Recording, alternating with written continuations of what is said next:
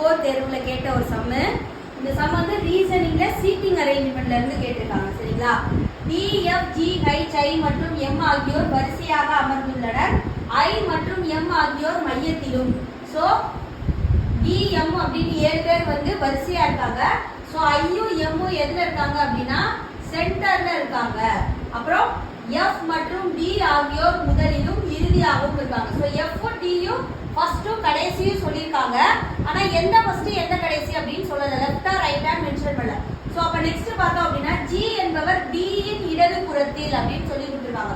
So அப்ப D க்கு இடது புறம்னா இந்த சைடு தான் வரும். சோ அப்ப D எங்க இருக்காங்க அப்படின்னா இங்க இருக்காங்க.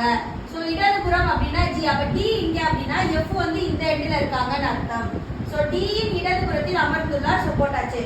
அப்படியானால் F இன் வலது புறத்தில் அமர்ந்திருப்பது யாருன்னு கேக்குறாங்க. சோ F ஓட வலது புறம்னா எது? இந்த பிளேஸ்ல அப்ப யார் இருப்பா? எல்லாரும் வந்துட்டாங்க. யார் மட்டும் தான் வரல? H மட்டும் தான் வரல. சோ அப்ப வலது புறத்தில் யார் இருப்பான்னு பாத்தீங்கன்னா H தான் இருப்பாங்க. சோ H தான் இதோட ஆன்சர்.